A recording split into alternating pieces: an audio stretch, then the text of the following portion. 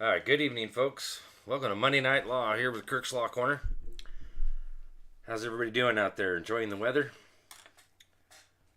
It's just had a massive thunderstorm come through here for just a few minutes. I was wondering if I was going to lose power or not.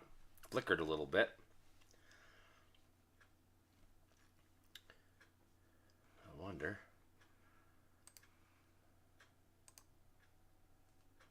There we go. Okay. Rumble is working.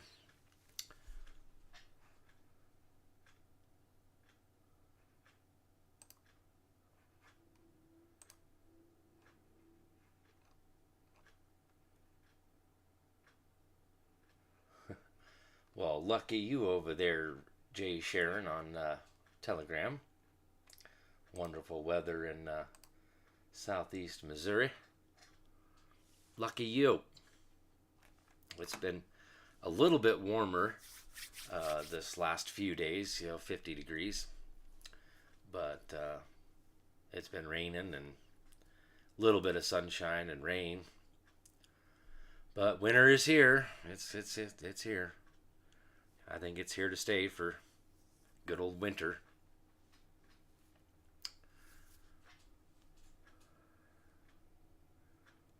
Ooh, Minnesota hit 60 today. That's warm for Minnesota this time of year.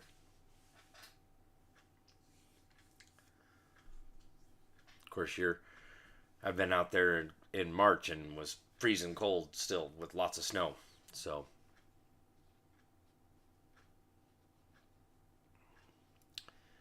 Brother Art, good to see you. Came right in on just in time. Just started.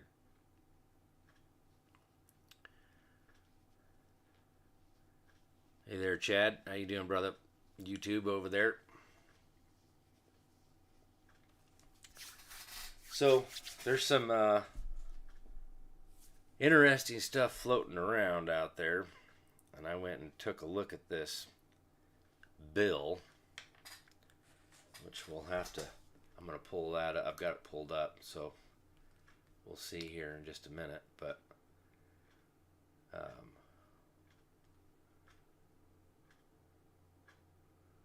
all right.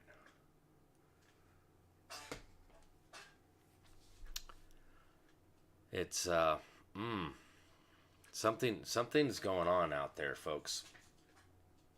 And I've talked about this before, uh, as early as 2019 about the first on the bank stuff. Okay, the whole banking industry. Um, there was a news article that came out about three Chinese banks, the international banks, had been raided and shut down back in 2019. Now I have another source, a gentleman out there who's knows a little bit about the banking stuff, and informed me that it had switched from the SWIFT system to the QFS, Quantum Financial System. I think that was like a year ago now.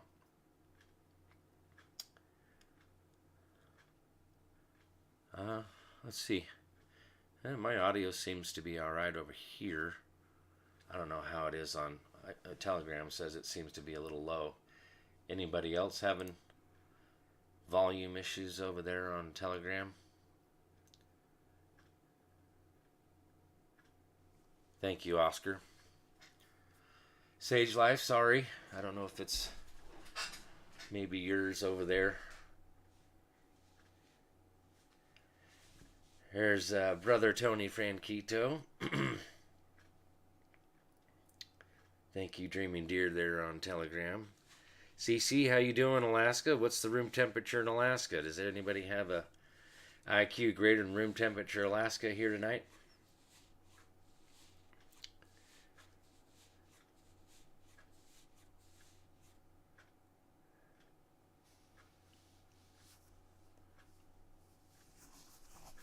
Brother Thomas, how are you there on YouTube? Karen O on YouTube.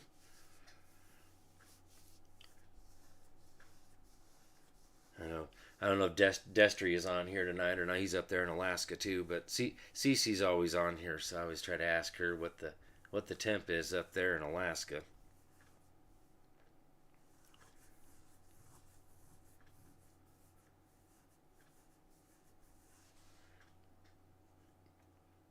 And Fix It Fast, thank you, brother, for being out there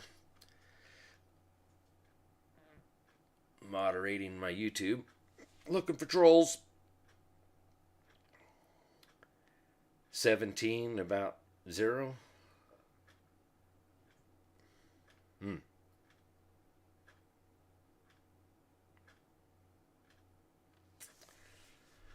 That's a little bit chilly.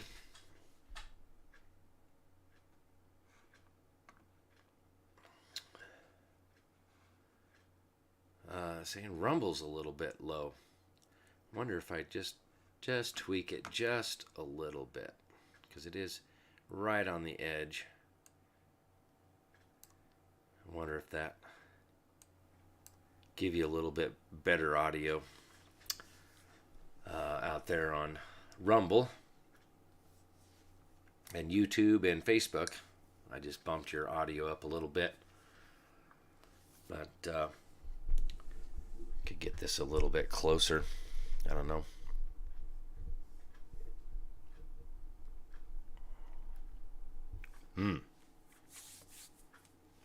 Well, back to the banking system. So, there's rumoring, from what I have kind of gathered out there, is Jassar Nassara has, technically speaking, has been funded, basically, or however you want to say that. Now,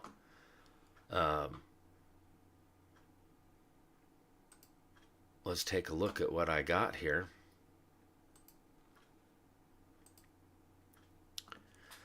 This is House Resolution 2435.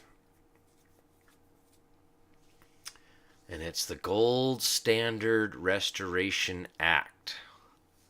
This was actually done in March 30th of 2023.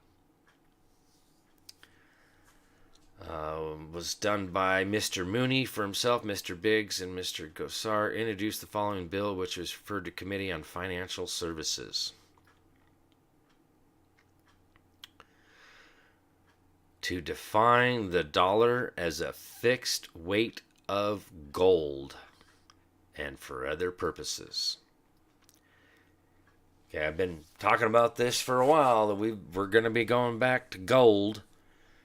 And, Jan Halper, I shared that one video there where she was talking about how there was 650, it took 650 planes to get the gold out of the Vatican and get it back over here to us. Brother Diesel D's, what's happening? Good to see you, brother. Jax, I see you out there.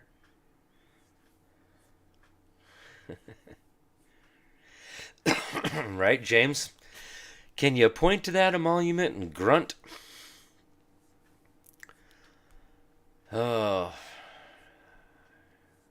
Brother Mark, good to see you on here too. Yep, 650 planes. I just caught a part of it. Somebody else did a little makeup on the video. And I was like, oh yeah, it was 650. That was 250. But 650 planes. And we're talking big military style planes, Probably like some C-130s or maybe bigger. But, I mean, we're talking huge planes, and that's a lot of gold. Of course, gold weighs, got some pretty good weight to it. But here you have a bill in the 118th Congress, which was, they say, last action date, which is weird because I thought I saw something that said it was even in April, but they had done over to the committee.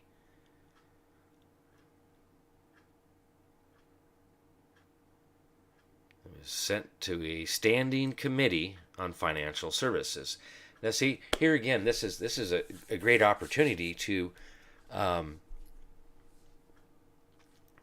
understand how part of the parliamentary practice, the legislative branch of government, how it actually works. Here we have the right in our face, prima facie evidence that the bill was filed, it was introduced into the House, and then it was sent to committee. And this happens to be a standing committee. Now, the legislative branch, and the reason why I'm talking about this is because we, the people, need to learn how to do this, how this parliamentary practice works. This book right here, Lex Parliamentaria Americana, it's the law and the practices of the legislative assemblies in the United States of America. And it goes through the whole, I wouldn't say whole history, but definitely the history, or a history, part of the history of parliamentary practice, even in England before we got into the American common law. And yes, this is part of the common law. And, Mark Johnson, the new Speaker of the House, boy, is he a go-getter or what? He tells it like it is, and he's following the law. And I know that some people are still questioning him, and of course, so am I. Shall know them by their works, their actions. What are they doing? But we've been, lied to so many times for so long that it's hard to trust anything. So I get that, folks. I really do. But at this point, I just ask you folks to have some faith that the plan is working out. It's when we're at war, there's two sides to a war. So to sit here and say the military is in control, they're not in control of everything.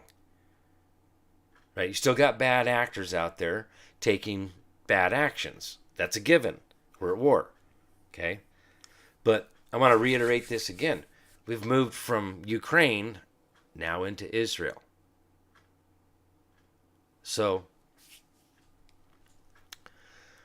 Ukraine just fell off the news. Why is that? Because pretty much got taken down. That's why we moved on to Israel. Now, there's definitely some, division here or questionability of who to support. So do we support Israel? Do we support Palestine? Okay, well, we have to really, really, really understand here about military ops, and the fact that this is, we're at war. Executive Order 13818. Those involved in serious human rights abuse and corruption. Okay? The State of Israel is another state of the deep state. That's why it's called deep state. Okay? It's a deep state of being, corrupt. Now, whether you're, if you like Israel or you like Palestine, whatever you support, that's fine. But the fact is the corruption is being taken down. The government. That's what Executive Order 13818, December 20th, 2017 is all about. And again, the names that were listed in there were from Saudi Arabia. That was the very first hit, per that executive order. Took down the governmental regime in Saudi Arabia. Set up the democracy. They had elections. They've got their people in there. And then there was a treaty of peace done.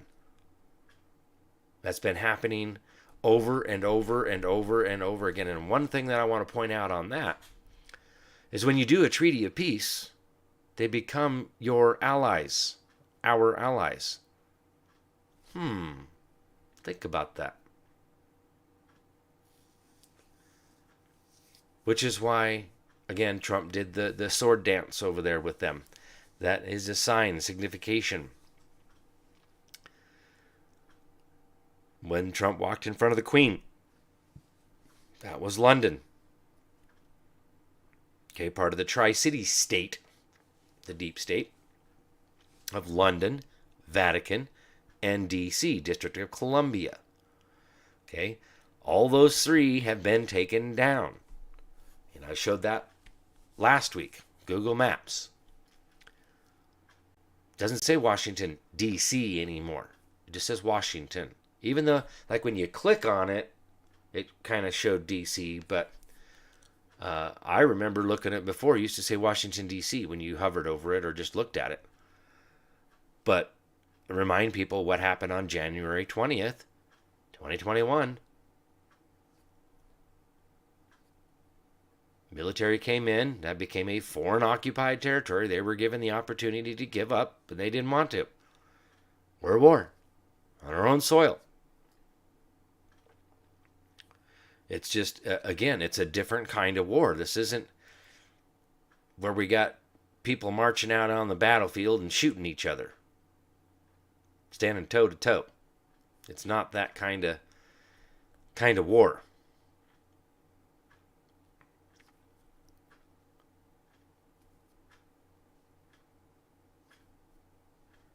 So,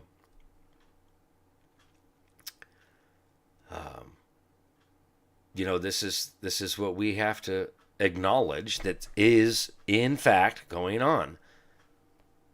Whether you are aware of that or not, you've been made aware of it now. Especially for those that are new to my channels, or even new to waking up. Like, wait, what is going on? There's something going on out here, or what is going on? Who's got some knowledge? Who's aware of what's going on? There's a few people out here that have some knowledge.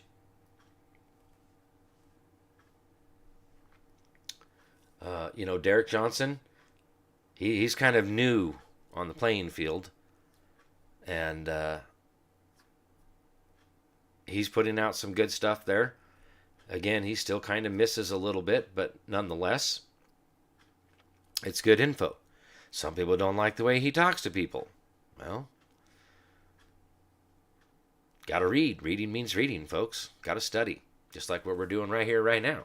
And that's one of the things that I like to do, is I like to bring this stuff up and actually show it to you and read it, because that's reading means reading. So to even just get this far, to even explain and show you what the bill is, and we'll get into the related documents.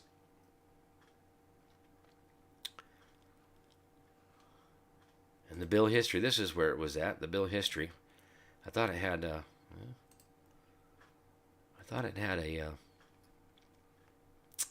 yeah, there it was.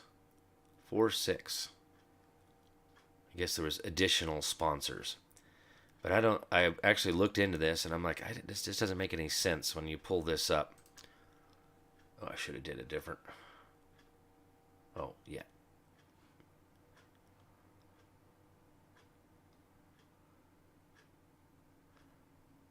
It does something weird here. It just says all these different other bills and stuff, and it's like, what the heck is all this? So I don't really understand what this all is. It says additional sponsors. I don't know if there's anything here in this related. See, nothing there.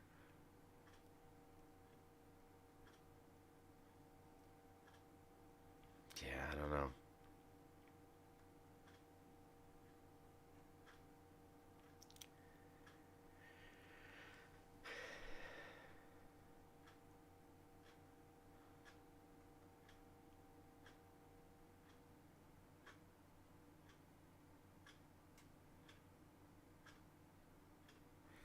A lot of stuff happened there on April 6th of 2023, huh? And see, it's interesting on some of this stuff where they're writing this constitutional authority in single subject statements. Some of them just cite, Article 1, Section 8. Well, you're forgetting the clause. Again, pointing to that emolument and grunting.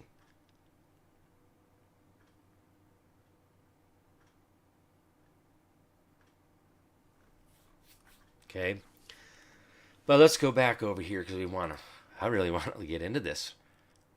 I don't know if it.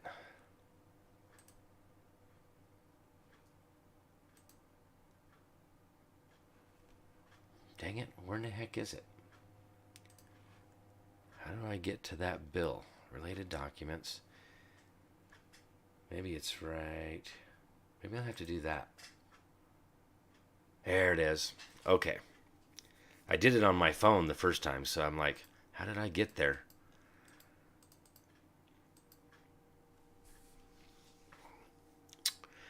So here it is. To define the dollar as a fixed weight of gold and for other purposes. In the House of Representatives, March 3rd, 2023, a bill to define the dollar, be it enacted by the Senate and House of Representatives, because this is a joint resolution.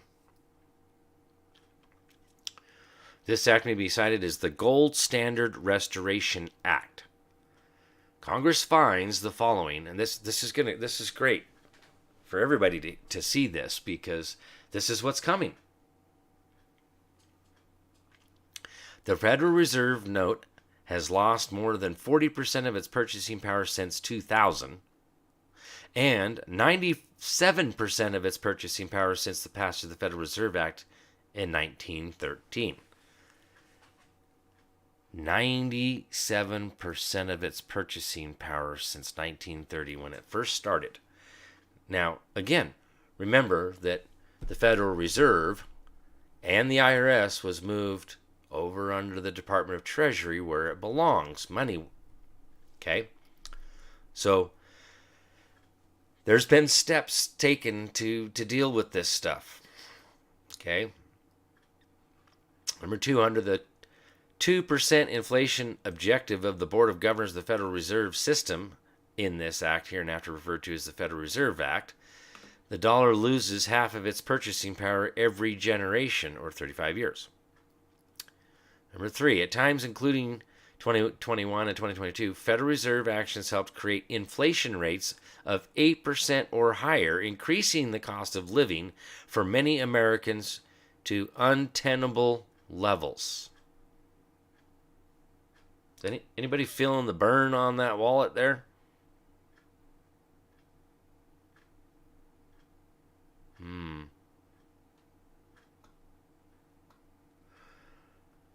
Whoops.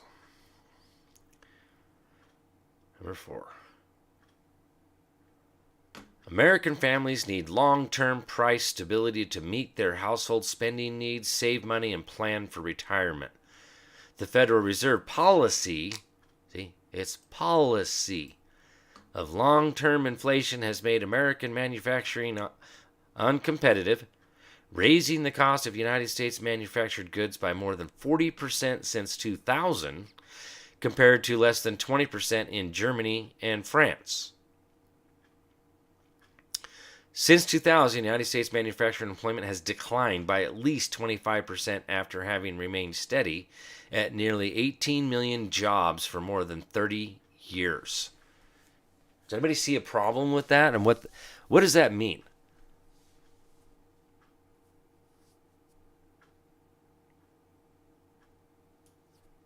Okay, what that means is our manufacturing has declined, jobs have declined, which means our economy declines. Because if we're not manufacturing, there's no jobs, nobody's making money, and then we're not making a wealth of our manufacturing, whatever we're manufacturing and selling it out there, our economy goes down the toilet. Okay, and this is part of what their plan was, is shutting all the, they taxed them to death, literally. Right? That's what happened. And they started moving manufacturing, especially places like China, because it was so much cheaper over there. And then, of course, we didn't tax them. Sure, we'll charge you the basic import tax and little stuff like that, but not like they've done to others. Not like what they've done to our own manufacturers in America, which should be the other way around. We should be taxing the crap out of foreign manufacturers, not the American manufacturers. But if you recall, Trump brought all that stuff back when he came in, and now it's seriously declined again.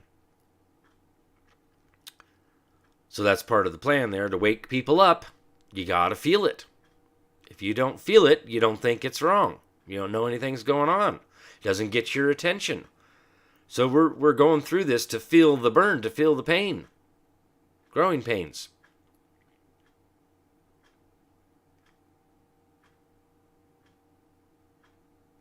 Right?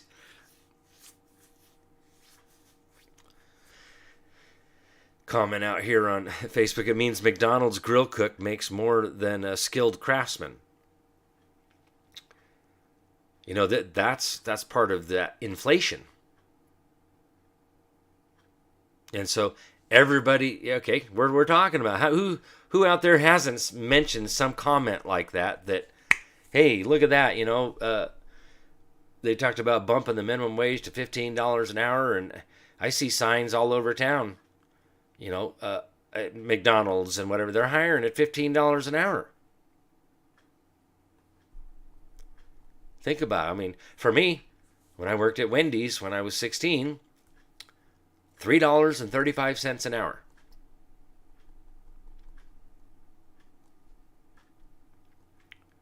I remember my paychecks being like $120. And I thought I was rich then at 16, Of course I didn't have a car to take care of yet. So, things were a little bit cheaper back then in my day than they are today, for damn sure. But that's what that is. That's how that inflation works. Well, we'll bump the minimum wage up, but then the cost of everything else goes up, because that's a burden on the manufacturer, the business. The business has to pay that. So now what do they have to do? They have to raise the prices of their product. So it actually does absolutely no good. That's inflation. And that's that part of how has lost its purchasing power over time.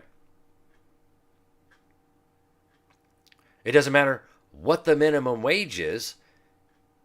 Every time you raise the minimum wage, the products go up because the cost of doing business increases. So it does absolutely nothing for the economy. In fact, it just gets exponentially worse because it deflates the dollar. For a prime example of this, back in the day, gold used to be $40 an ounce. It's almost $2,000 an ounce now. So instead of 40 doll hairs to get an ounce of gold, now you got to have 2,000 of them doll hairs to get an ounce of gold. See how the inflation is?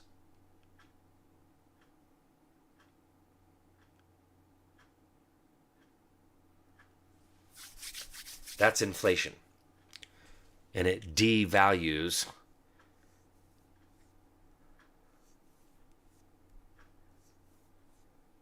good point. Good to see you, brother Darren. Costs go up and the products are taxed, increasing the state's tax revenue. That's right, sure does. So there's the added part of that is it's really enriching the tax collectors. Boy, they love when you inflate that crap because they get more money. If it's, like Idaho sales tax, let's just go with just sales tax, 6%. But it's still 6% no matter if it's $2 for a gallon of milk or if it's $5 for a gallon of milk. Oh, well now there's 12 cents in tax versus 30 cents in tax. See how that works? So really, It's all about enriching themselves, which pulls more out of our pockets. It's quite a huge scheme, scam, and fraud, isn't it? Tony, inflation is a fancy word for tax. Well, yeah, let's put those two there just on that alone.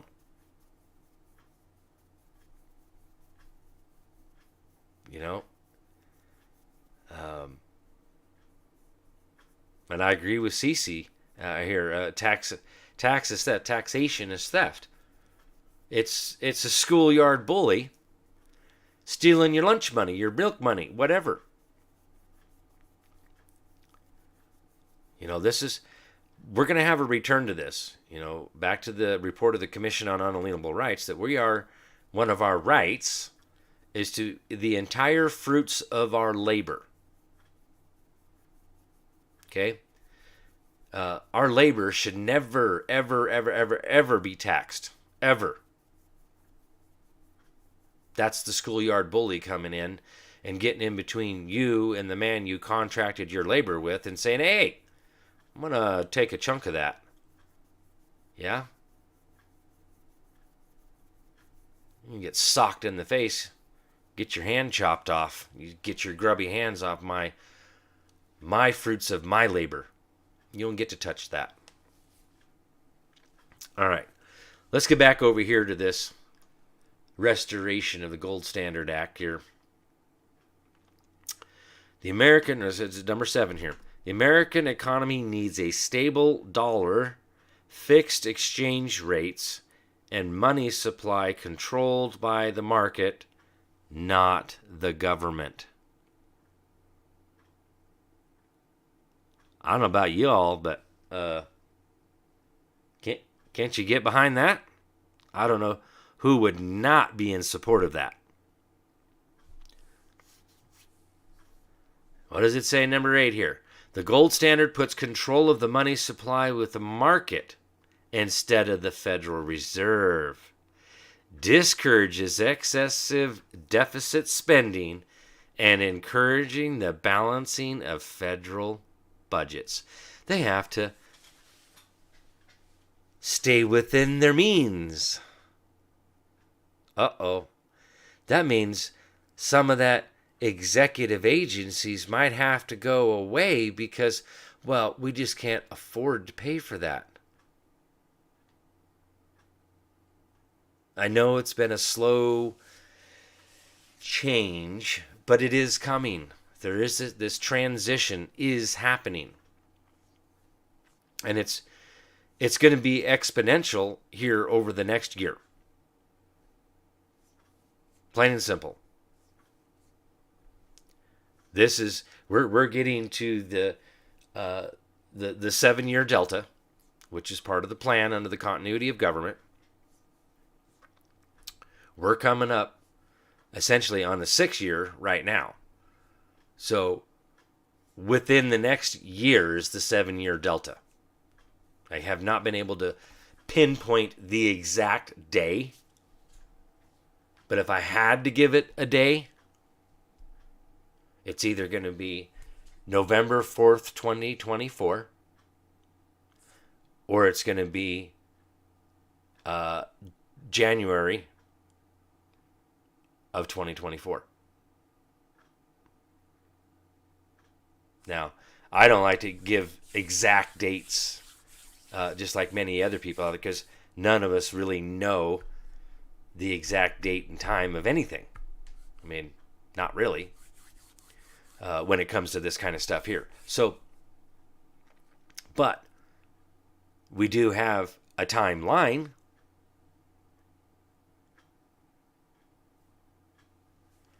So we know that there's a 7-year delta. When the start of that was and when the end of that 7 years is going to be. But again, it's right now. We're within the 6 to 7 year delta. So, and again, there's been a lot of things that have already happened to get to this point. And I've showed it, I've explained it, I've shared the executive orders, proclamations, memorandums, Trump videos explaining some of this stuff. Man, there's just so much. And for those of you that are new, that are just waking up to, woke up, and I'm not talking woke, but rudely awakened by your life being disrupted, and essentially made you look up from your busy life, which I get. People have been busy out there. You got a family to support. We've gotten to the point where, let's just go with a standard, husband, wife, and 2 kids. Both the husband and wife are having to work just to make ends meet. There's that inflation for you. Didn't used to be that way. Okay? Don't forget about the sin tax. Can't forget that one, huh, Mark? But, this is how that inflation works. We've gotten to the point now, like what was just said in here, is it's screwing us. But that's why they're doing what they're doing on both sides. They're trying to destroy us. They're trying to destroy America. So it's not happening. Let's just put it that way. And what is actually being destroyed, folks, is a deep state corporation. Okay? That's what's being destroyed. That is what has been in control, even clear back to 1789 with the first Constitution for the United States of America, the first bankruptcy, because there's 3 of them. Okay? Many people are not aware of that.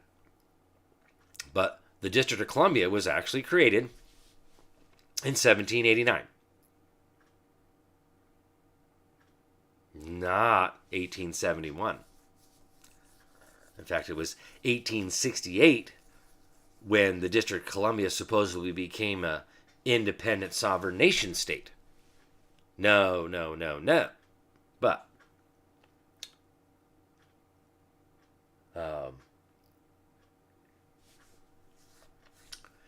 But this is where we're at, in life here, and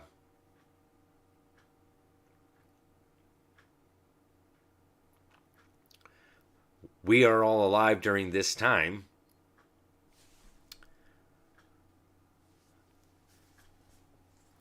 Oh. Well, I hope Fix It Fast can take care of that one out there. It's so boring for you, Red Bobby. Just go ahead and delete that one. There's one of them trolls for you. Yeah, it's so boring to read. It is just so boring to be in the know of what's going on.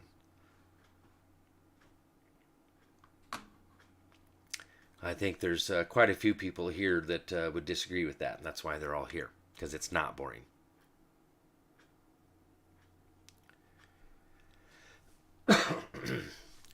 All right, so number 9 here. The gold standard means legal tender, defined by and convertible into a certain quantity of gold. Number 10. Under the gold standard through 1913, the United States economy grew at an annual average of 4%, 1/3 larger than the growth rate since then and twice the level since 2000. The Federal Reserve's trickle-down policy of expanding the money supply has primarily enriched the owners of financial assets, while it has endangered the jobs, wages, and savings of blue-collar workers. Think about that.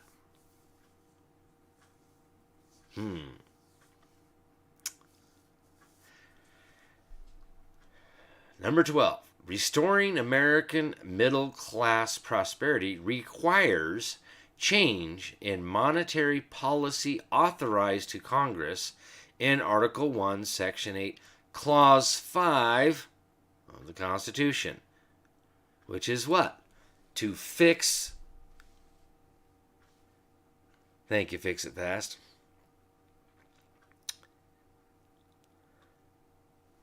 Right there, Clause 5 is to fix the weights and measures of gold. And it's supposed to be gold and silver.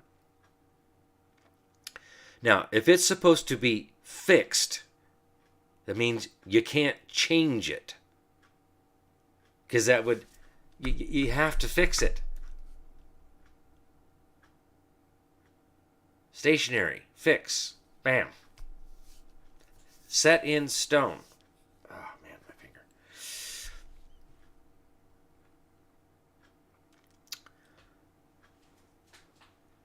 All right. Section 3. Define the Federal Reserve note dollar in terms of gold. Not later than the date that is 24 months after the date of the enactment of this act. The Secretary of the Treasury, in this act hereinafter referred to as the Secretary, shall define the Federal Reserve note dollar in terms of a fixed weight of gold based on that day's closing market price of gold. Now, see, that's not fixing the gold.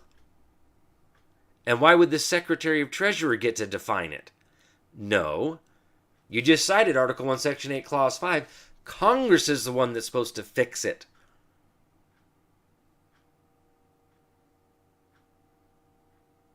The dollar should never change. Gold should never change its value. It is supposed to be fixed so we don't end up with deflation or inflation.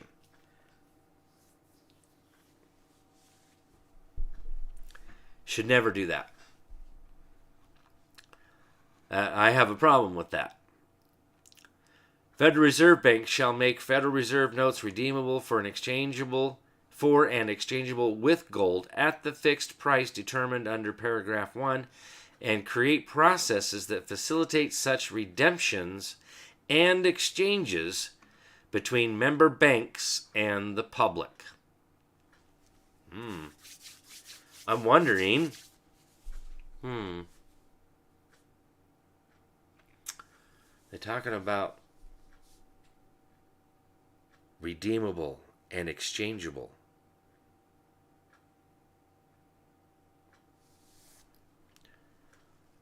Now, my understanding is that it's the almighty doll hair Federal Reserve notes are actually going away, and as far as I understood, there's already a rainbow currency out there. They've already got a new currency. Now, that could be something else. It could be, I don't know. I know that we will soon see. Remember, this is within 24 months of the passing of this. Well, there was a little something else that came out. And in fact, I haven't been able to go find it. But I got a little audio clip. I'm going to try playing it through my phone here. Because let's see if this will work. And, of course, this is Phil Goldswitsky. It's only 36-second clip of it. But let's see how this works. For what now? 13 years? 12 years? The finalization of NESARA has happened today.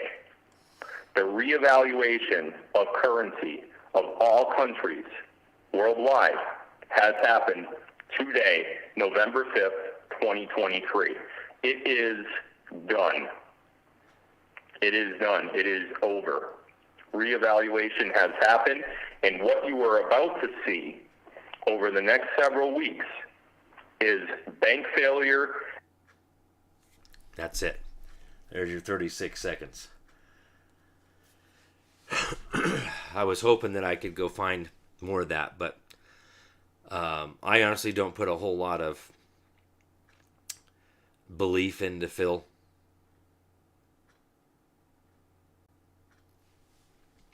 But we'll just go with what I'm looking at right now is legitimate. And we can definitely know for a fact that this has been filed, that this is going through the House, through a committee.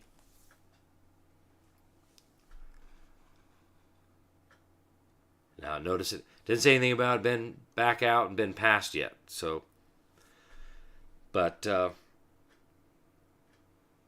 disclosure of holdings, this gets good.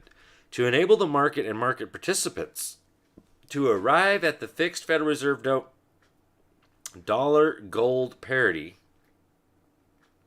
in an orderly fashion.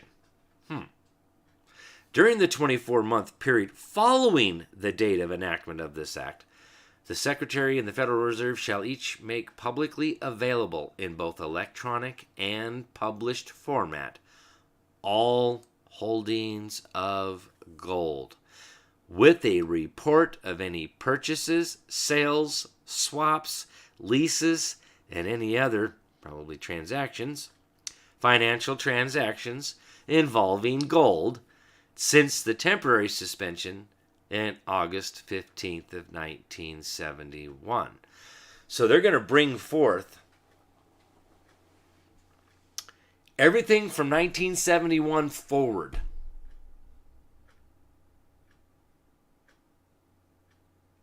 Well, that's easy for me to figure out. That's 52 years, because that's right when I was born there, a month before that. So 52 years worth of transactions is going to be brought forth.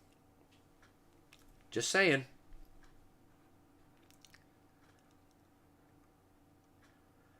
The Secretary and the Federal Reserve shall make publicly available in both electronic and published formats all records pertaining to redemptions and transfers of United States gold into the 10 years preceding the temporary suspension of. So now they're even going to go back 10 years prior to that of gold redeemability obligations under the Bretton Woods Agreement of 1944. And that seems to be it. So that's the bill.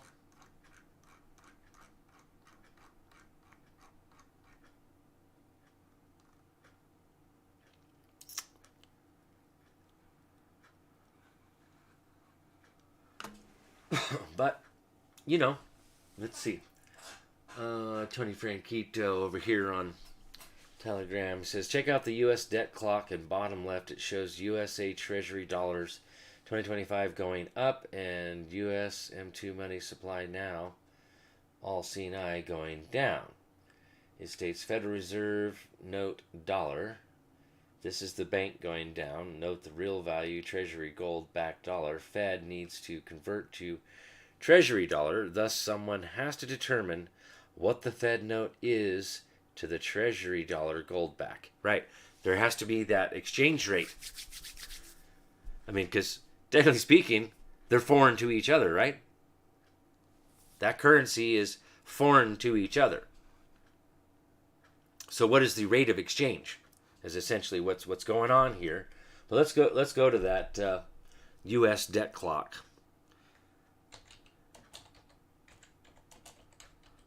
And I've been here before, but really don't know much about this darn thing. Let's just go there.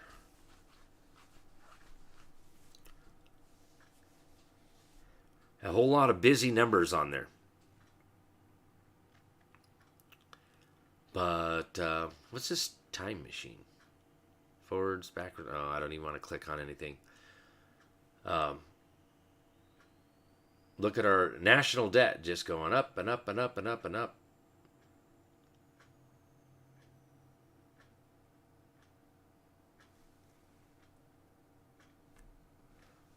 But yeah, I really don't understand a lot of this stuff here because I've looked at this like one other time, was like, yeah, okay, whatever. But for those of you that do know what this is, here you go.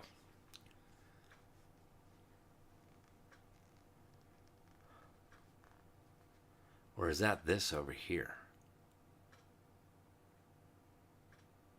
Uh-oh. I wonder if that's what this is. Why are they pointing that out?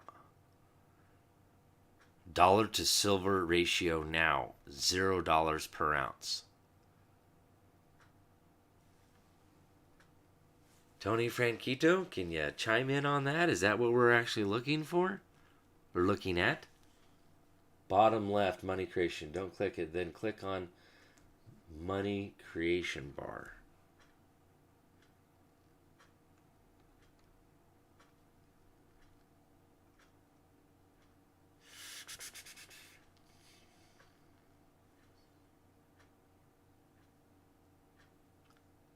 I don't see the money creation bar.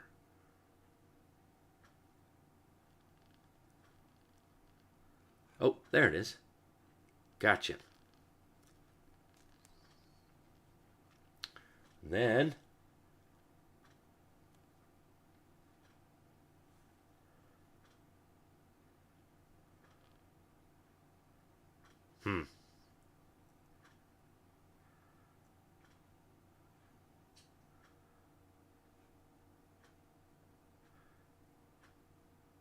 won't let me get up in there. Anyways. Interesting for those out there that want to look at this and understand this. I haven't spent any time trying to figure this out, so.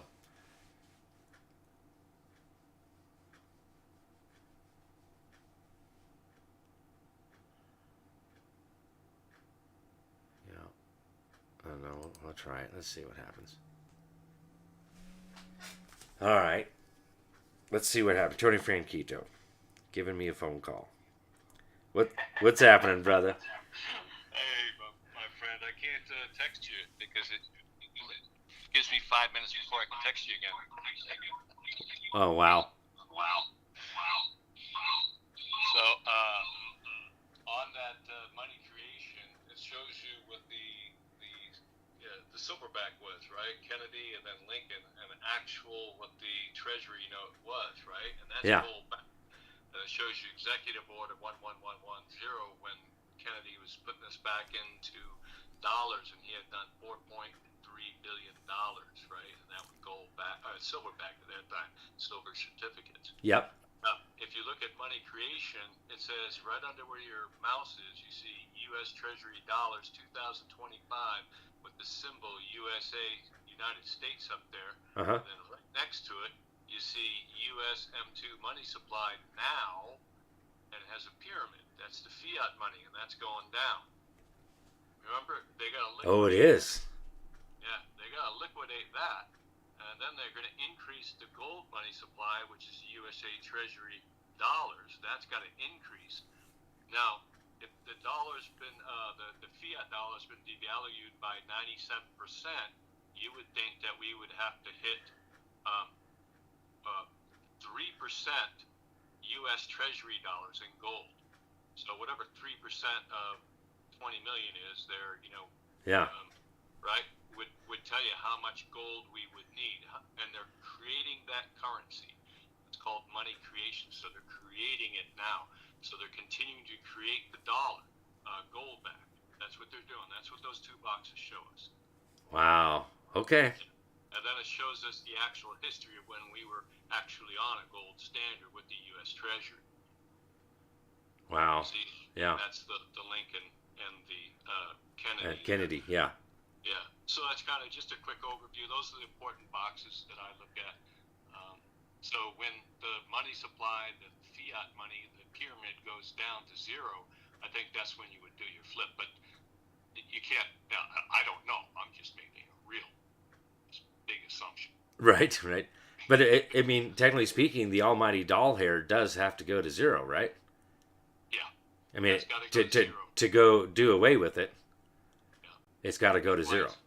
That's why it's going negative. They're giving all the assets back to us, the creditors. Right. Everything they stole from us and been holding in trust.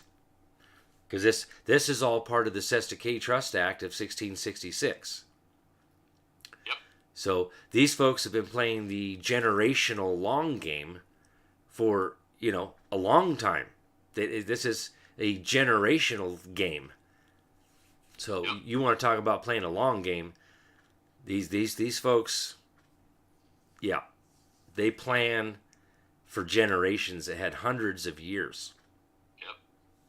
And right now they've been at dismantling this, and once they had the final collapse, the final bankruptcy, they had to liquidate those assets, which took down the City of London, the Bank of Vatican as well, and then Washington D.C. And ever since then, that gold comes back, and now that debt has to be liquidated because it's all stolen. We're the creditors. It's all debt and credit, and that debt that they so-called we owe, they owe it to us, and that all has to come back to us, and that's what that debt clock is showing. Right. Showing. Well, remember HJR 192.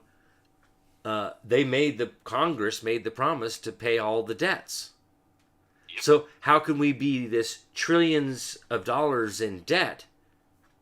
Would that be a dereliction of duty? They failed to pay the bill, and then we're in this debt, but you're holding all of everything in trust. You're derelict in duties. Yep. We can't. There's no way for us to be in debt when they're sitting there holding it. That's right. They were supposed to be the trustees, be able to pay off. Yeah. And instead, they took it for themselves. Yep. So that's what that clock shows us. They're just one of the. I don't know if people can hear me or not, but. Yeah, I think so. Hopefully, and the rest of the clock, the gold to silver ratio. If you go over to look at that, you'll look at what it was in. Was it 1913? Where is it? You gotta look down a little bit. It says gold ratio, should say gold to dollar to silver ratio. Where is it? 10 year gold. It was because it's like. Is it this one right here where it has the yellow arrows? Yeah, look just above that. One line above that. It says dollar to silver ratio 1913. So next one down, one block down. Dollar to gold ratio now. $2.70. See where it says $2.70? Yep. Line up. Yeah. It says 1913. That was in 1913. It was $2.70 per ounce. Now it's at $27.04 per ounce. Yeah. So that just shows you right there the inflation. Mm-hmm. Yeah, the devaluation of the dollar and the taxation and overprinting. Oh wait, no, that was per gold. Let's see, paper to silver ratio now is 215.10 to 1. That's paper. You don't want to do paper. That's the stuff that's on the stock exchange. You don't want to deal with that. Look over to the right where you saw the silver. Oh, there we go. There we go. You see gold to silver. You should see another. So in 1913, it was 270 per ounce. Today, that's silver. Ratio 5 year per ounce, 10 years. So you got 1,500 per ounce there, and under a 10 year, it's 1,120. And then gold, 5 years, 12,590 per ounce, and on a 10 year, it's 9,000. Oh man. Yeah, you're looking for gold for 1913. Is what you're looking for. That one is for 1913 is 27.04. There it is. Yeah. That's it there. So but those are the true prices. Yeah. That's the true value of our dollar. Okay, so that's what you're looking at when you see those at 1913. Why? Because that's when they created the Fed. That's right. Yep. Right. So they confiscated the gold, and as soon as they did that, they increased the value of the gold to like $36 per ounce, and the Fed made away with a whole bunch of money because they increased the value of it, decreasing our worth. Right. Yeah. That's when it took off and things started to go haywire. Until it was 1971 when Nixon completely took us off the gold standard, and that's when they really decided to buy up the entire world because then they can print everything they wanted, and you can buy anything. Right? You just print it off, and we'll just throw this money into the market, and here's a pallet of printed off $100 bills of paper money, which isn't backed by anything. Yep. Except for us. I'll give you a loan for that country of Africa. Oh, you defaulted. Okay, I'm going to take the country. Yeah. You know, they didn't give you anything. So Yep. it's that whole concept. So anyway, those are like the stuff I look at on the clock. The most important one is down that left corner, because the closer and closer we get to the zero mark on that 20 trillion, and you know, the closer we get to that 2025. Now, the USA Treasury dollars in 2025, the year 2025. I'm curious if they're going to wait till that long before they activate it. I don't know. Well, like it says in the bill there, 24 months. 24 months. Do we know when it says? I was looking to see when it was enacted. Do we have an enactment clause or when it? No, it's in committee. Okay. It's still in committee. But they're giving it 24 months, and the 24 months. Yeah, within 24 months.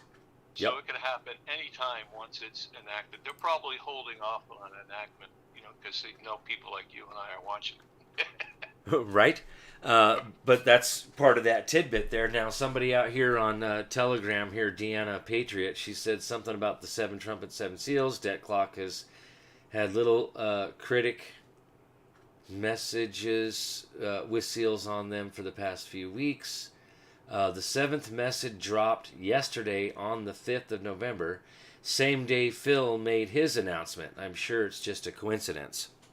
Mm-hmm. So I'm not sure what that actually means. Well, I think what she's talking about there is I can't do it because I have a pop-up blocker on my browser, but it pops up, and they've been doing all kinds of strange messages on this U.S. debt clock.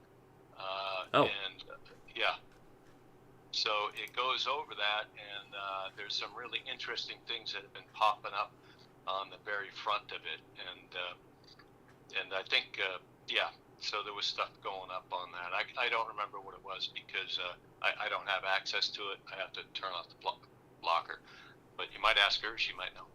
Oh, yeah, I was wondering what she meant by the 7th message dropped yesterday. 7th message dropped where, on what? I don't know. She could be cute. Oh, what's this? That says the secret window. Should I go there? Open the secret window. Upper right-hand corner of the U.S. debt clock. Yeah. Past few debt clock is a little critic message. Yeah, we haven't seen it. You have to have it. The credit. Look at your signal message from me. Oh. So you have a signal messenger there? Yeah. Oh, yeah. Because on Telegram, they have to wait 5 minutes before they can post anything again. Okay, now I've gotten somebody else telling me to look at my signal messages. Oh, okay. Oh, I see. Open the secret window. Oh, that's how you get it. So on the U.S. debt clock, you go up to the top right, open the secret window. It says, so if you click on that, Kirk, this is where they're giving us stuff. But as the days of Noah were, so shall also the coming of the Son of Man be. And it looks like that 1, 2, 3. It looks. Yeah. Yeah. They've been putting all kinds of interesting stuff up there. So. That was the other thing that I was reading about the flat tax on specific goods and not a percentage on general goods like a sales tax. Nearly half of all federal excise tax revenue comes from gasoline.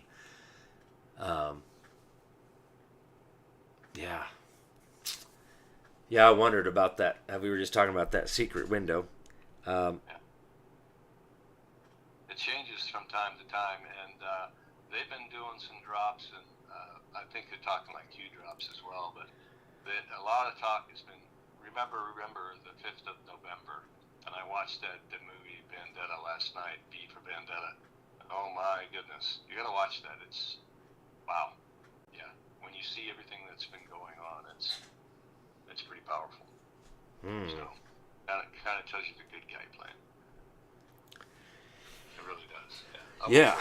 All right, I'll let you get back to doing what you're doing, Kurt. All right, thank you, brother, for the call. Yep, we'll talk later. I'm sure everybody appreciated your explanation there, and I greatly appreciate it, so thank you. You're welcome. All right. Bye-bye. Later. So, in this message here, to change a little bit of a topic here, what kind of license plate is this? QQ License Plates USA.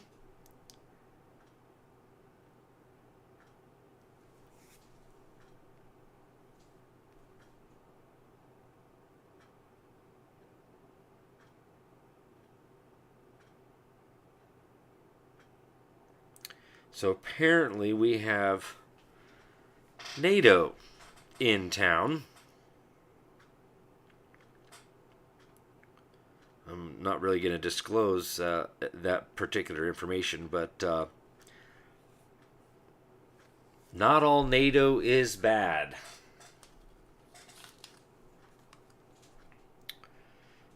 But they are here. That's what these QQ plates are. It's a white plate. It'll have QQ, and then it'll probably have some letters and numbers underneath that. So if you see any of those,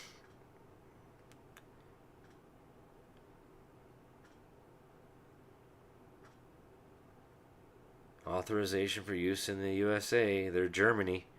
German license plate says U.S. Army Europe. That's a NATO plate. It's a German license plate with a temporary USA authorization.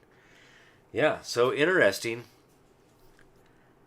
I personally am not liking NATO, but again, things are changing. Clearly, with the restoration of the Gold Standard Act here. I mean, we can't deny this stuff is happening.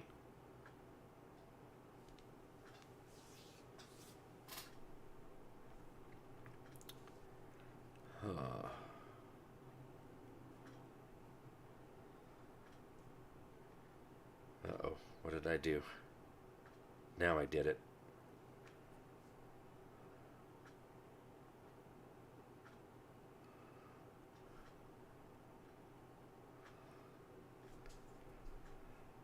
All right.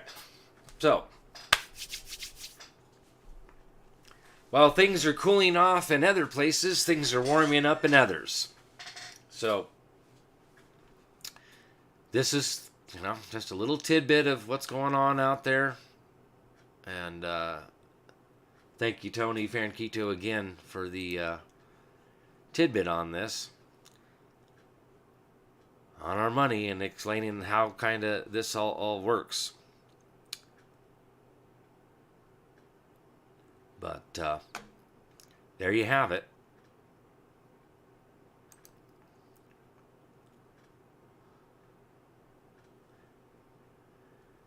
Look at some of these comments here. See this? 17 charges, 17 miles of fence, 17 governor people insider trading. A lot of 17s. Mark Bond on YouTube. Yeah.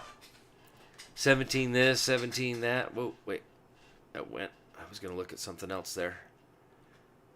Karen O. February 14, 2023 modifies oath. First, the bill eliminates the statutory requirement that the oath of office be administered at the first session of Congress after every general election of representatives.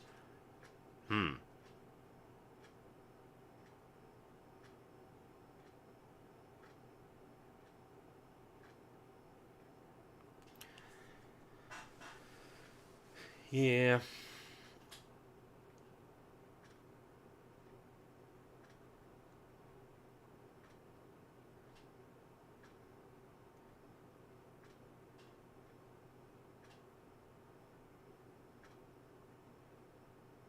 All right. Yeah, lots of pedos.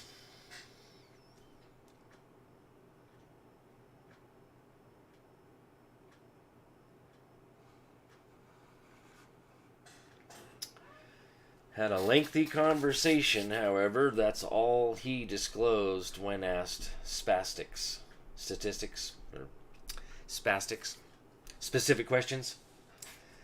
Yeah, not all NATO was bad. Well, I guess it's kind of like the FBI. Not all the FBI is bad. Not all the police are bad. Not all the sheriffs are bad.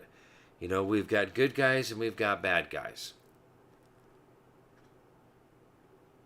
And that's part of the problem is we can't label them all bad when they're not all bad.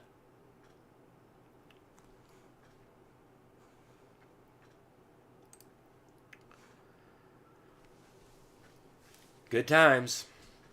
Good times ahead, folks. You know, we may have, again, a little bit of a bumpy ride between now and then, but I think within the next, that 24 months there, and how all this is supposed to, you know, NESARA GESARA is supposed to be handled, and I'm not well versed in any of that stuff, so I don't want to speak out of line. So whatever I do say here is just kind of my own internal thoughts, logic and reason here. They took the gold, even clear back to the Civil War, and even before that, like back to the War of 1812, they took gold, upwards of around $50 million in gold. So there's been this schoolyard bully for a long time, okay? And then with the Reconstruction Acts, of course, they took a lot of the gold then again. All this, well, you know, you caused the war, so you have to pay for it. No, in reality, it's always been them. They've all been bankers' wars. They've funded both sides of the war, and it's in an attempt to keep us under their thumb, under control.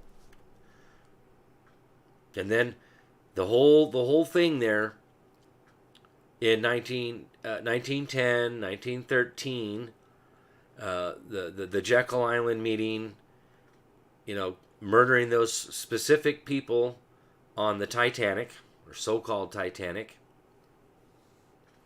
It's amazing how the Rothschilds and those guys get off of that particular craft, vessel, leaving the ones on there that were opposing the Federal Reserve. Think about that.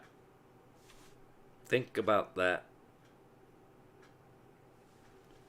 There were people that were opposed, and one of the wealthiest men back then was murdered.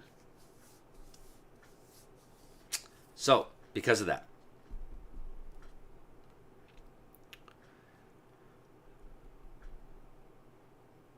And then, of course, you know, that's the when they did 1933, is they took all the gold. It's all being held in trust. And all the public land, all the private land, and then all the gold. They were literally forced to turn, the people in 1933, they were literally forced to turn in their gold. And they were given silver certificates for a while until they got the Federal Reserve notes printed up and created that new money. Fake fiat currency, wasn't backed by anything. I've actually had some silver certificates at one point in time.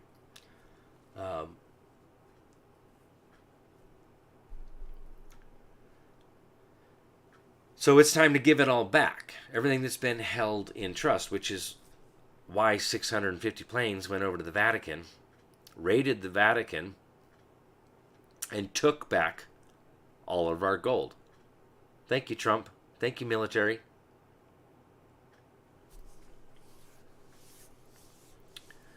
Now, there's another part of this I'd like to talk about, is that real raw news out there. Some people don't believe it's real because, oh, well, it's for satire. It's just satire. It's just satire.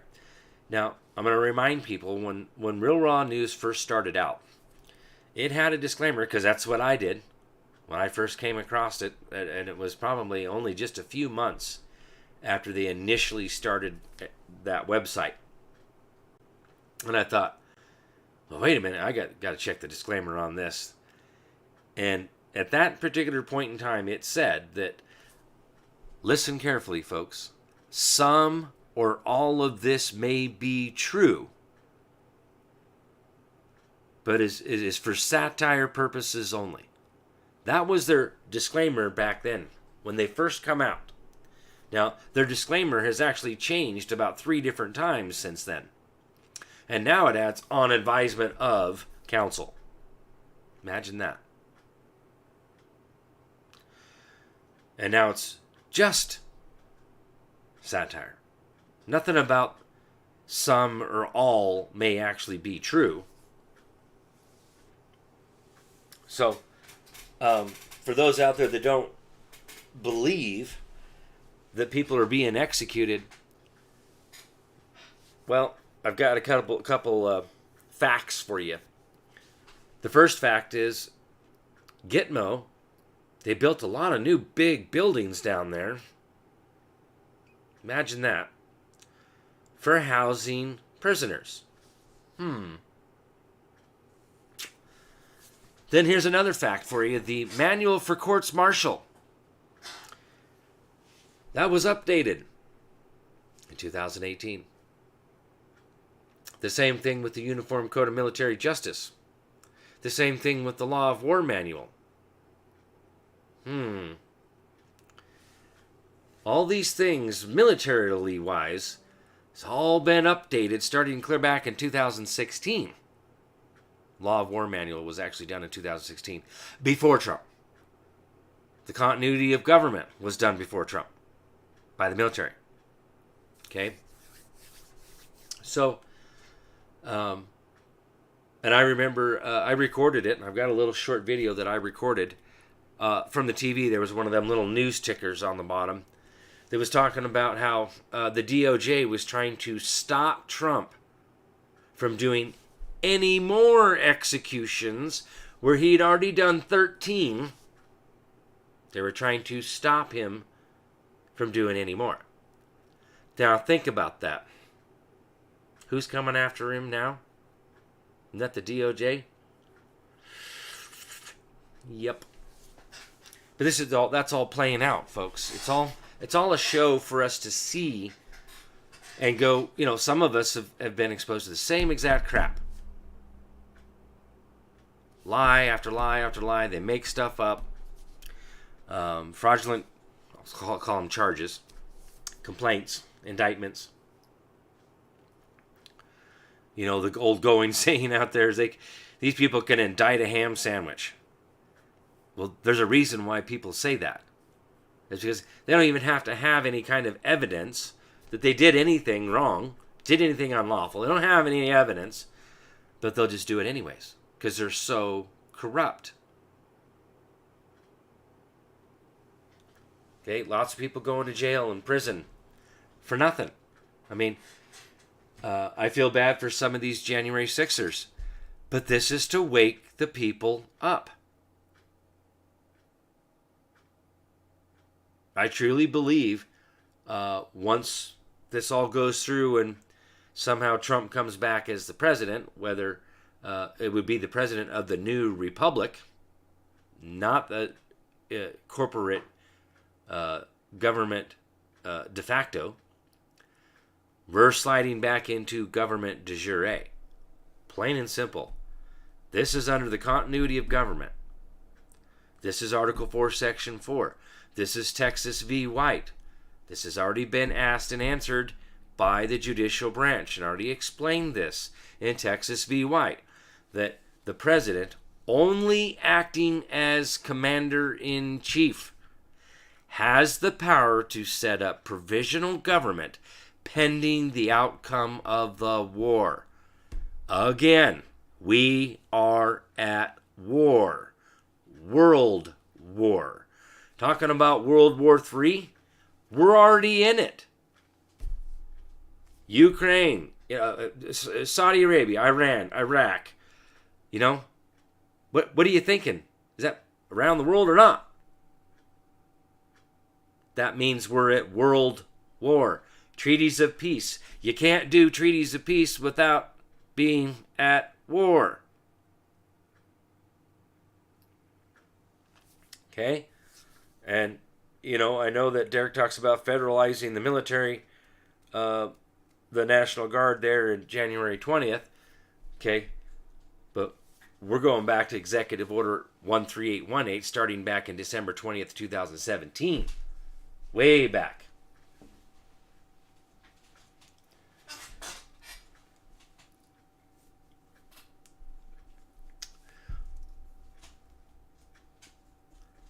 Right? Let's go, Brandon. But this is what has to happen, right? The people have to be aware of this, and so that they don't freak out when this goes down. When our government de facto, when martial law officially gets declared within each, what so we call states, which are actually countries, per the law of nations, and here's your symbolism. We each have our own flag. That's a country, not a state. But anywho, when this all goes down and they come in and do mass arrests of bad governors, bad lieutenant, bad actors within the government, right? The deep state, the bad actors. So members of the bar, those in the legislative branch that are corrupt, those in the executive branch that are corrupt, those in the judicial. Oh, that's going to be like almost the entire judicial branch. Because they've all been involved in serious human rights abuse and corruption. Enforcing bills of attainder, bills of pains and penalties, all under code, the Roman civil law, orchestrated and perpetrated by the bar. This is why you have to have a license to practice law by the bar, that membership card, which is not a license. It's a membership card, but license is seeking permission. It's because they want you bound by the code, their bar code, the Roman civil law, so they can disbar you if you don't follow along. You don't do what you're told. So many people having a hard time figuring out, well, I hired this bar member and I got screwed. Well, that's why. Because they can only practice their code. You know, Idaho Code, United States Code, Code of Federal Regulations, Uniform Commercial Code, code is going to go away. I hate to be the bearer of bad news to some of you law gurus and stuff out there that are really into the code stuff. You're going to need to change your sources of law. Because code's not the law. And it's going away. It has to go away. That's in the Declaration of Independence. Subjecting us to a jurisdiction foreign to our form of government and unacknowledged by our laws. What do you think they were referring to? The Roman civil law, the code, which is opposed to the laws of nature, the law of nations, and the common law. That's the legal system that's subverted the law of nations, the laws of nature, and the common law. And I'm talking more specifically the American common law, not the English common law. Okay? And for those out there that want to make the argument, again, that, well, the common law is stare decisis, case law. Did you read Article 7 of the Bill of Rights? And I'm talking the real Bill of Rights, where they named them as articles in addition to, not the de facto amendments. It says, suits at common law, exceeding the value, right? So how do you have a suits at common law if common law is stare decisis, case law? Would that be suits at case law? Yeah. In England, how they were fighting for their rights was through the courts. Because remember, in the monarchy, they only literally have like two branches of government. The legislative and executive are kind of molded into one, and then the judicial. So the way it works over there for their English common law, in part, is they had to fight for their rights because, see, under the Roman civil law, you have civil rights, which are privileges. See the 14th Amendment. It says privileges and immunities. It doesn't say rights. It doesn't read rights. It reads privileges. Think about that for a minute. And civil rights are those privileges granted by the king, and you only have those privileges so long as the king says you have them. So that's part of how English common law was the people were fighting in the courts for these rights. When those rights were established through case law, that became the common law. Whatever rights, or even like parliamentary practice, parliamentary law, that's part of how that was done. And yes, I get that it comes from the cases that were argued, but it establishes a principle or rule of law in that case. It was argued both sides, due process of law, and basically open debate. And then it was decided. That's in part how the common law came about. But when we're talking about like American common law, is parts of the rights as the law. And that's why our founders put in the Declaration of Independence that to secure these rights, government is instituted among men receiving their just powers under the consent of the governed. Okay?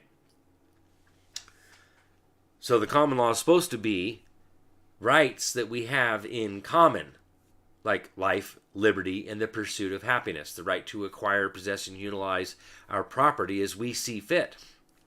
That's a right that we all have in common. And it's supposed to be, as the Declaration of Independence says, self-evident. This is the common sense law. Do you have to hit your thumb with a hammer to know that it's going to hurt? Kind of common sense. Do you have an IQ greater than room temperature in Alaska, which is about 17 degrees right now, according to CC? Or it was about an hour and a half ago. It's probably even cooler than that now. So, do you have an IQ greater than room temperature in Alaska? It's that self-evident when it comes to these rights. These are unalienable rights. And the reason why they're unalienable, cannot place a lien upon them, is because the first definition of property is an aggregate of guaranteed rights. Well, what kind of rights would those be? Would those be those God-given rights from the laws of nature that are supposed to be self-evident, that are common rights, common law, the common sense law? We're already ignorance of this law is no excuse. And to go to the Law of Nations, Book 1, Chapter 3, Section 34, the question was asked and answered, does the legislative branch have the authority to alter the fundamental law or the Constitution? The answer is no.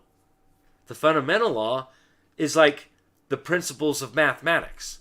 The plus sign, the minus sign, the multiplication sign, the division sign.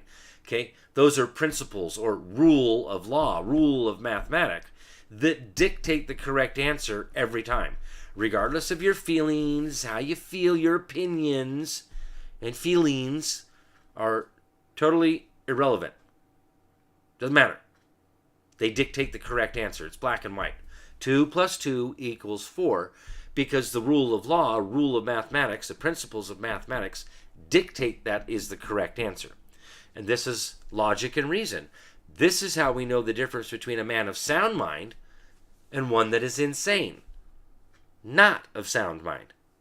And we are supposed to shun the insane, per one of the 6 primitive laws of nature, to shun what may be harmful.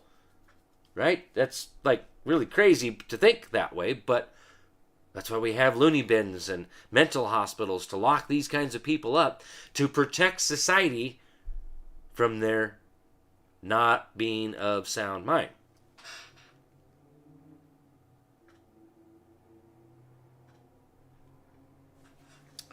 Well, oh, yeah, right. Well, in the 90s today here, yeah, lucky you. I know Mom and Grandma are getting ready to head down there. So, man, I wish I could just go. I wish I could go.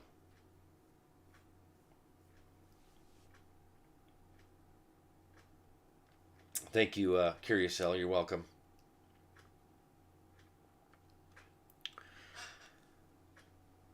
So these rights are the fundamental law. These are fundamentals, basic stuff. Like, I mean, it's so basic: life, liberty, and the pursuit of happiness. What does that really mean? The right to life. Okay, what is the reciprocal to that? Murder. This is where abortion comes in. Abortion, you're aborting, you're murdering that life. This is a fundamental life interest, not a liberty interest. It is a life interest. That is life. You're not at liberty to commit murder. Now, liberty is the ability to do whatever you want to do, what you think, what you want to do. You know, you get into personal liberty, liberty of conscience. There's so much under the word liberty, but that's why they say among these unalienable rights, which goes back to our property, which is why the courts have said throughout history it is called a common law trespass, because it's property and you're trespassing on that property, those rights.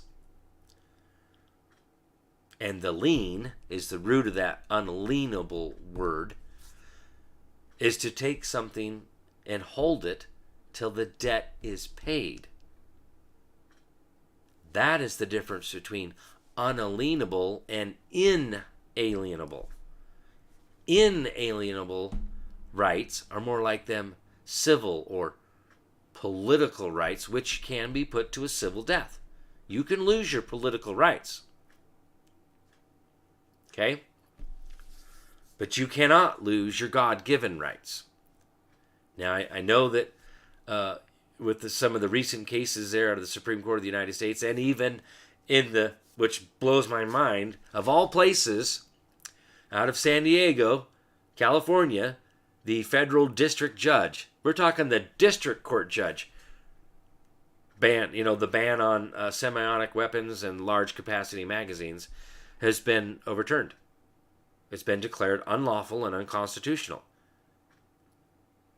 Huh. Yeah, think about that. And like I covered before, the New York State Rifle and Pistol Association, Inc., versus the Bruin, the state police there. Yep. What'd they say in that case? The Supreme Court. That right comes from the right of self-defense, which comes from the laws of nature. It's one of the 6 primitive laws of nature. Fundamentally and principally, we already have this right. We don't need the Second Amendment for that, because we already have this body of law over here called the law of nature. So if we learn the law of nature first and learn this fundamental law, the fundamental principles of mathematics or the fundamental principles of the law of nature, we'll all be way better off. Okay? So, that's where we're headed. That's what the way things are happening, is things are going down. The common law is coming back. This is why that report of the Commission on Unalienable Rights is out there. Now I've got a video that I did on that. That's I added that to the part of the educational series on YouTube. I added part 1 and part 2 of the laws of nature from the Law of Nations into that educational series. So now there's a total of 11 videos in the educational series. Highly recommend that. Go over to my website. In fact, let's pull that up and give you a lowdown over there real quick.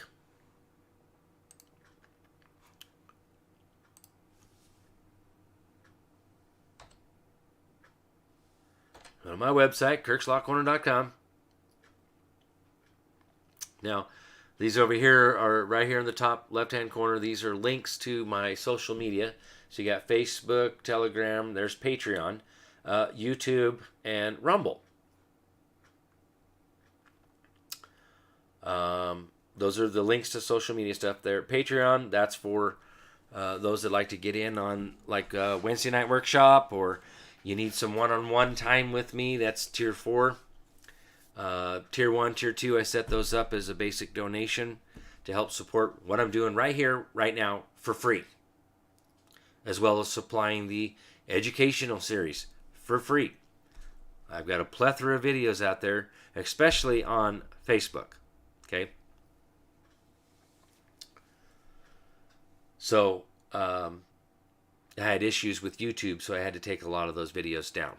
But don't think that I don't have them still. Lots of videos. Okay. And if you'd like to go through the snail mail, you can send that over here send it to me, Kirk Pendergrass. You can put the care of Kirk's Law Corner LLC in that. There's the address for that. People ask for where to send donations and stuff. That's over there. That's over to the office to help support just me, right? In my endeavors, and this is what I've dedicated my life to. Okay? And I'm sitting here for free. Now just Monday nights. I used to do Mondays, Wednesdays, and Fridays. We did that for years when Chris was still with us. God rest his soul. Miss you, brother. But here we are, still going. Now, the library tab. A lot of people. Oh, before I do that, right here, educational series. This is episode 1 of 8. Okay. And if you click on this, it'll come up. You can click right there on YouTube and go to YouTube, and it should take you. I'm gonna actually open it, link in new tab, just to show you what that looks like.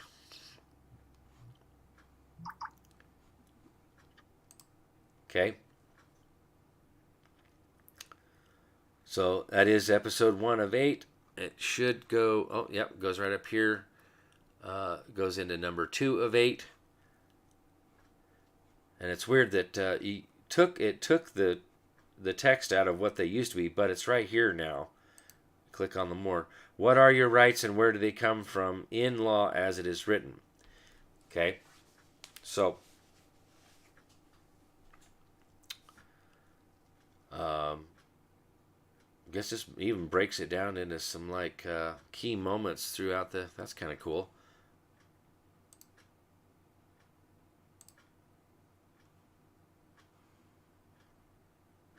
But, yeah, you could even actually go into the, where is it?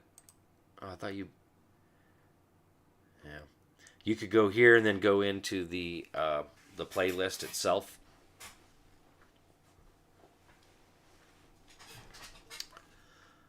But, yeah, these are all free there. But if you just click on that, go directly to there. Did that take it to the... There it is. Playlists. Go into that educational series, and that'll give you all of them. Right there. Oh, I guess I did. I thought I put that in there, but that's the right to petition the legislature for the redress of grievances. And part 1 and part 2 of the laws of nature. I don't know, Gray State, the Rise. I don't remember adding that in there. Well, anyways, that's in there. I thought that I had added the report of the Commission on Unalienable Rights in there. But so that's how you get to that. Free education, folks. Now, for some of the books in there, like the Treatise on Arrest and False Imprisonment, I've had many people ask me about, where do I start reading? So I've compiled this here.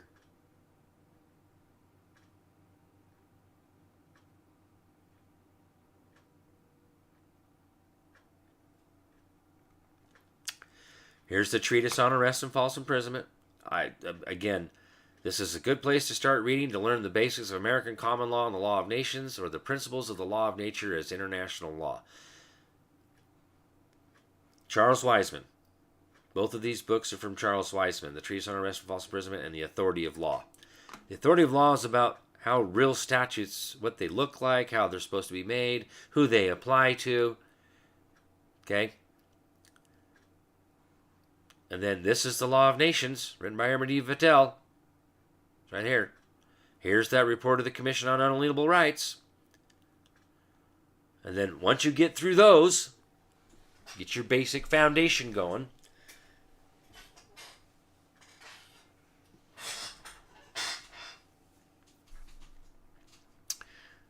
This is Lex Parliamentaria Americana, the elements of the law and practice of the legislative assemblies in the United States of America, 1856, before the Reconstruction Acts.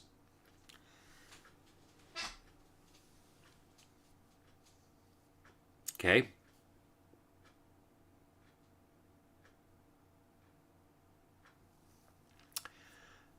Christine on YouTube.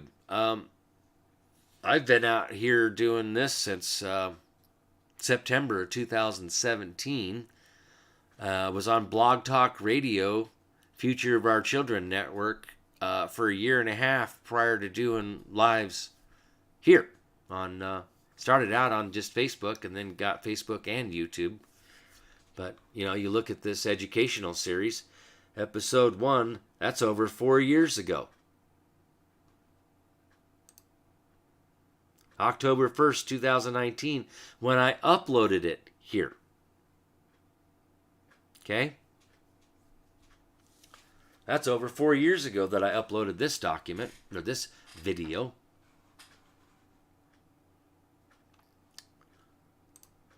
So to answer that question, how long I've been doing it,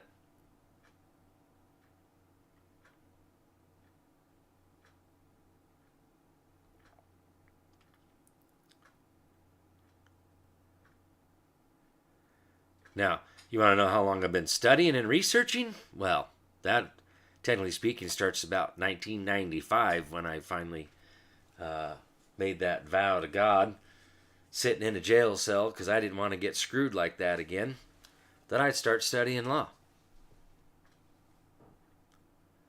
So, I'm trying to give people a shortcut to everything that I've learned over the years and get down to the, the basics here. What have I come across that, like, short and sweet shortcut for people to get this? What do you need to know is right here. I mean, this treatise, a treatise on arrest and false imprisonment, is like so amazing to read. Like, I thought I knew something until I read that. And I'll tell you what, I learned a lot from this treatise on arrest and false imprisonment. So much that that's part of what I've implemented into the educational series and read from it. Okay? That's why it's number 1 to read in my library. Highly, highly, highly recommend being the first thing you read. Okay? Loaded with common law stuff. And pretty much all of these 4 documents, PDFs, books, it's all about common law. It's all about our rights. Okay? Then you get into the common law when it has to do with parliamentary practice. This is in the legislative branch. Now, I see a question out there. Mason's Manual. Yep, I know. Not the Freemasons, like I thought when I first found it. But when you open up this Mason's Manual Legislative Procedure, which this is the 2010 edition, pardon me, it references over here to this cushion. And I meant to go down that rabbit hole when I got the 2010 manual and was reading from it. I don't know, I just got sidetracked and never went down the rabbit hole till I got the 2020 edition, which, boy, did they bastardize a lot of the stuff that's even in the 2010 edition. But here's the thing. Why do I need Masons to what that is it's actually a subversion of the law and practice. It's a subversion of this. Okay?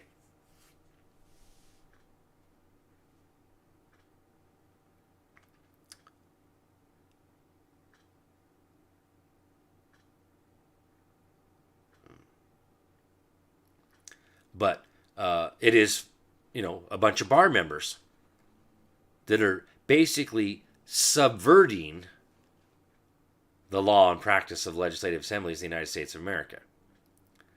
I mean, I could open this up and show you.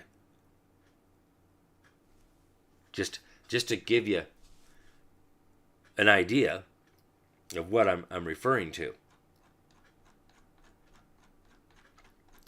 You get in here and you see all these pages, and it references Lex Parliamentaria Americana.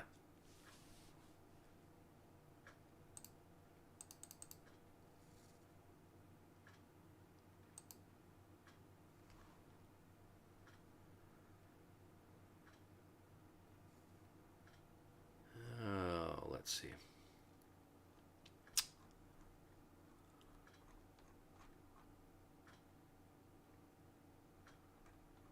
And of course, I get into a section that's not really showing much of it.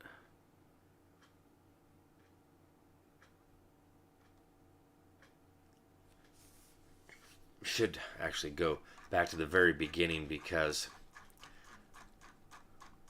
it really ends up on being on most every single page. And it talks about, well, where does this come from? Comes from parliamentary practice, comes from the common law. Blah, blah, blah, blah, blah. Imagine that. Whoop. Is that it right there? There it is. Cushions. Legislative assemblies. Section 30, paragraph 1. Section 793, blah, blah, blah, blah. So, Section 30, paragraph 1 would be this right here. Most legislative bodies adopt a manual legislative procedure as the authority to apply in all cases not covered by constitutional provisions, legislative rules, or statutes. So, well, wait a minute. What manual are we talking about? This is where they get to subvert that. Instead of just going with Lex Parliamentaria Americana, the law, they want to subvert it with Masons. Okay? But there you can see it being cited here. And notice all these other ones, a lot of them are cases. And you'll notice here, the cases is what's subverting the common law. 1890, 1930, 1905, 1936. Ooh, there's an 1877, still after 1871. Huh. What do we need Mason's Manual Legislative Procedure for if we already have the book on the law? See, there it is, Cushions, Legislative Assemblies. So, for those of us out there that are working on reassembling government de jure in the territories,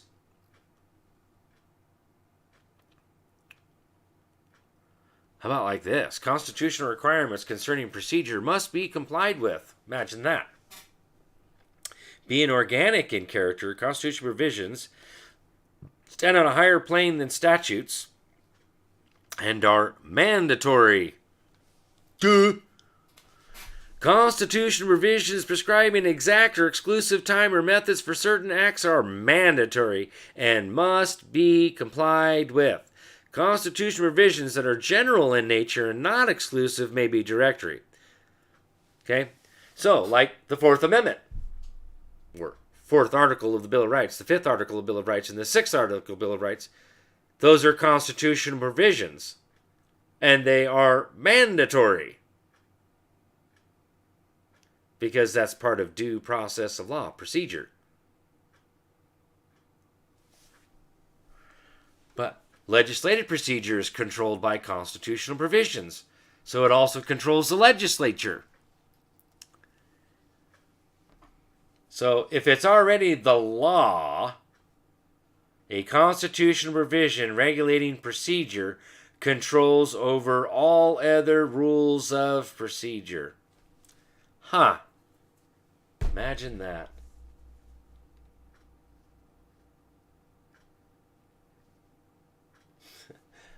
Right on, sister. Going to be using it next month. I'll win again. In fact, yep, absolutely. All right, back to the law corner here over here. My website, kirkslawcorner.com. Here's Thomas Jefferson's Manual of Parliamentary Practice. Okay, and then here's the 1953 edition of Mason's Manual, Legislative Procedure. Now, it is quite interesting to compare the 1953 edition to the 2010 edition. Now, you want to learn about the Constitution a little bit more? Here's Joseph Story's commentaries on the Constitution of the United States with a preliminary review. All 3 volumes right here. You want an in-depth breakdown of the Constitution? There you have it. It's right there. Even further, should actually put the Federalist Papers on here, or Federalists. That's an actual breakdown of the founders, the people who wrote it. James Madison, Alexander Hamilton, and Jim Jay, or what's his name? Jay. I can't remember what his... I want to say Jim Jay. It's not Jim Jay. Then I have Bouvet's Law Dictionary, 1856. That's the first law dictionary here. It has to do with the Constitution and laws of the United States of America. Civil and Other Systems, Foreign Law by John Bouvier. Then, of course, Black's Law Dictionary, 4th edition. And then this is a collection of legal maxims of law, in law and equity. Okay? All great reading material, but again, I highly recommend you start here at the very top and you work your way down as a reading material. Don't jump around, right? The reason why I set this up the way I set it is these are the fundamental stuff to start with first of all. Gotta really get the basics first. The fundamental law, okay? Gotta have that. Gotta have that. If you don't know what the plus sign means, the minus sign means, the multiplication sign, division sign, how those principles apply, you're not going to be very good at math. So that's what this is. These are some of the basic principles of all law. And anything that comes in conflict with this would be void for any effect. Because this stands on a higher plane than a constitution. It stands on a higher plane than any statutes. Because remember, the Constitution is the instrument of government. That's what institutes government, which is supposed to secure these rights. So it would behoove us to learn what our rights are first, so that we would know what's fraudulent, which would be anything that comes in conflict with the right, is void for any effect. Period. Okay? So, hope you all enjoyed this tonight. Again, for those that like to help support, right there's the way I have it is through Patreon or through the snail mail. That's that. Postal money orders, regular money orders, cash wrapped in aluminum foil, anything like that. You can definitely help support anytime, any way you want. I would like to thank the last couple of people that have sent some donations over to the office. Thank you very much. And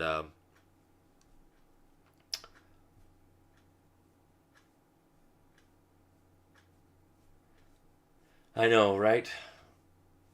I definitely miss Chris, and Chris and I were a really good team. And even with John Gentry, man, it was so good when it was the three of us together. But I admit that on John Gentry there, I said about the whale of a petition, which now that I've gotten Lex Parliamentary Americana and how it breaks down the elements of a petition, yeah, that's exactly what was wrong, as it was a whale of a petition. So, but, I apologized to him, and he didn't want anything about it. So, to each his own, and I wish him well, and hope he's doing well out there. So, you're welcome, Scrimshaw. Good to see you on here. Thank you for being here. Thank you all for being here. Hope you all have a wonderful night. Stay warm, except for those of you that are already in the warmer weather over there. Lucky you. And I know my mom's getting ready to head down, and then Grandma's going to fly down. She don't want to go in the car, so. Right, the bar is going down. Oh, it is. It's just a matter of time. Okay. So God bless you all out there. Thank you for your love, your kindness, your support, your kind words, your words of encouragement. I greatly appreciate